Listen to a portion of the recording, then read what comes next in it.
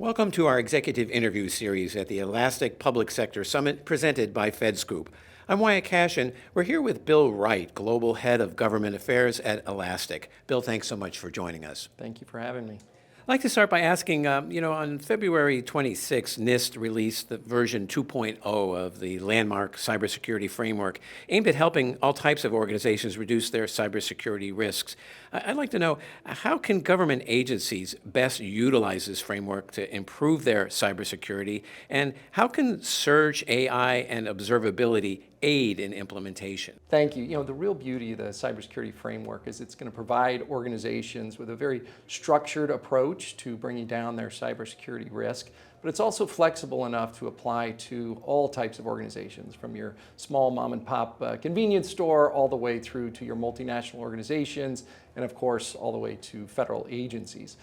Search, AI, observability, they're all going to be integral to agencies implementing the cybersecurity framework. A robust search platform in particular, we're going to allow agencies to quickly find those cyber threats through analyzing and scanning those vast amounts of data. Oftentimes those that data often has the most important cybersecurity information in them.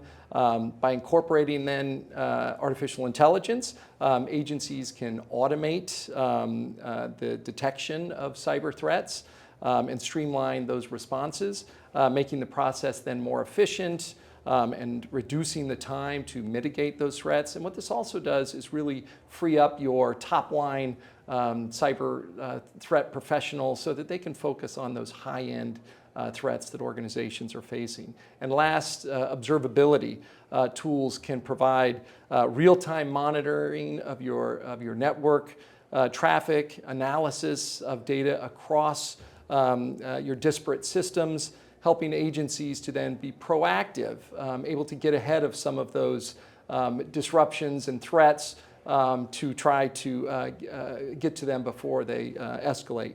And at Elastic, we can help government agencies to effectively implement the NIST cybersecurity framework through such tools as search and AI and observability. And then the U.S. Securities and Exchange Commission recently issued a 4-day cyber incident disclosure rule. How are these types of policies likely to impact agencies' cybersecurity modernization plans? Yeah, the landscape around cyber incident response is evolving both in the United States and abroad. I think they're going to have significant implications for agencies and organizations across various sectors. The SEC rule in particular is going to compel public companies to disclose a material cyber incident within 4 days, which is a pretty close time range there. It is designated, it's primarily it's designed to provide investors with that timely information about an organization's cybersecurity risk and how they're able to mitigate those risks. While the SEC's disclosure rule is primarily aimed at public companies, I think it's indicative of really a broader trend, a trend towards transparency, a trend towards accountability around cybersecurity that affects all sectors, and that will include the government agencies.